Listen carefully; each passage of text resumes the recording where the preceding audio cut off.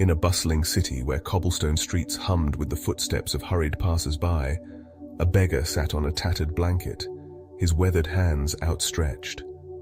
His clothes were threadbare, his face etched with the lines of a hard life, but his eyes held a flicker of hope. Each day, he watched the crowd, searching for kindness in their faces. One morning, a well-dressed man in a tailored coat passed by, his polished shoes clicking against the stones. The beggar, sensing opportunity in the man's confident stride, extended his hands further, expecting a generous coin or two. The man paused, his sharp gaze meeting the beggar's. Instead of reaching for his wallet, he offered a challenge that struck like a spark in dry grass. The beggar was told that to receive, one must first give. Without something to offer, there was no right to ask. The words lingered in the air, heavy with meaning as the man walked away. The beggar sat frozen, his mind turning over the challenge. It was a riddle that both stung and intrigued him. What could he, a man with nothing but the clothes on his back, possibly give? For days, the beggar pondered. He watched the world move around him. The vendors with their carts of fruit, the children chasing each other, the lovers sharing quiet smiles. He noticed the wildflowers growing stubbornly through cracks in the pavement, their delicate petals swaying in the breeze. An idea began to take root. If he could offer something, even something small, perhaps he could change the way people saw him. Perhaps he could change the way he saw himself.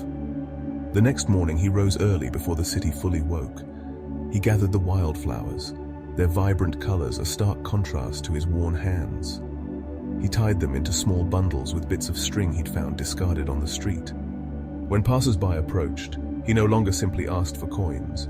Instead, he offered a flower first, a gesture of giving before receiving. At first, people were hesitant, their eyes narrowing with suspicion, but the sight of the beggar's earnest smile and the simple beauty of the flowers softened them.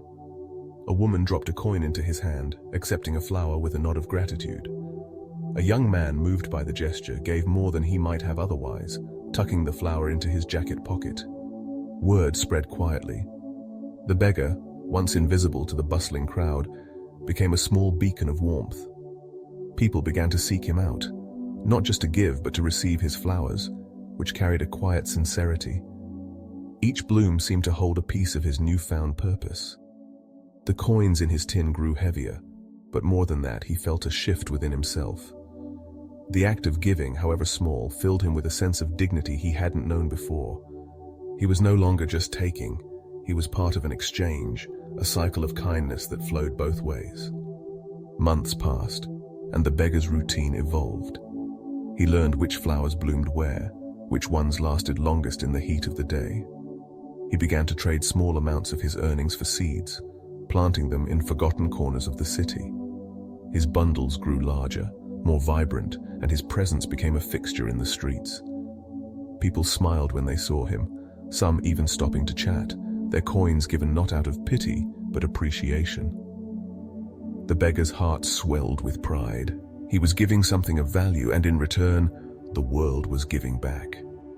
One crisp evening, as the sun dipped low, casting golden light across the cobblestones, the well-dressed man appeared again. His coat was as pristine as before, his stride just as confident.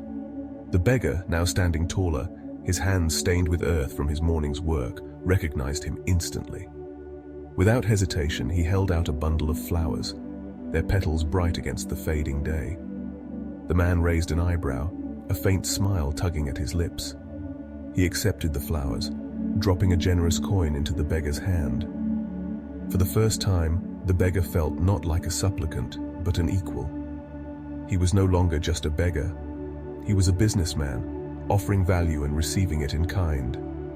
The seasons turned, and the beggar's life transformed. His small patches of wildflowers grew into a modest garden, tended with care in a quiet corner he'd claimed as his own. He no longer sat on a tattered blanket, but stood behind a simple stall, his flowers arranged in neat rows. People came from across the city, drawn by stories of the man who gave beauty in exchange for kindness. His earnings, once barely enough to survive, now allowed him to rent a small room, to wear clothes that fit, to eat meals that nourished both body and soul. He hired a young helper, teaching them the art of tending flowers, passing on the lesson he'd learned.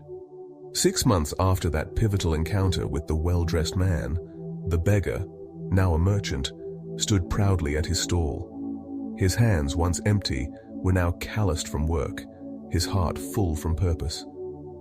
He reflected on the journey that had brought him here. The man's challenge had been a mirror, forcing him to see not just what he lacked, but what he could offer.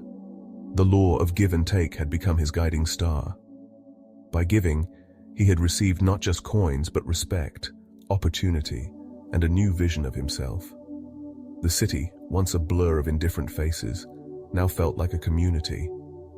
The merchant knew the regulars by their smiles, their stories, the way they tucked his flowers into their bags or behind their ears. He saw how his small act of giving had rippled outward, touching lives in ways he hadn't imagined. A young woman used his flowers to decorate a wedding. A child gave one to a grieving mother, bringing a fleeting smile. Each flower carried a piece of his story, a reminder that even the smallest offering could spark change. The merchant never saw the well-dressed man again, but he carried the lesson forward.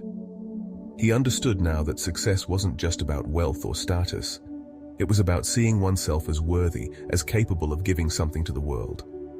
The flowers, once just weeds in the cracks, had become symbols of his transformation.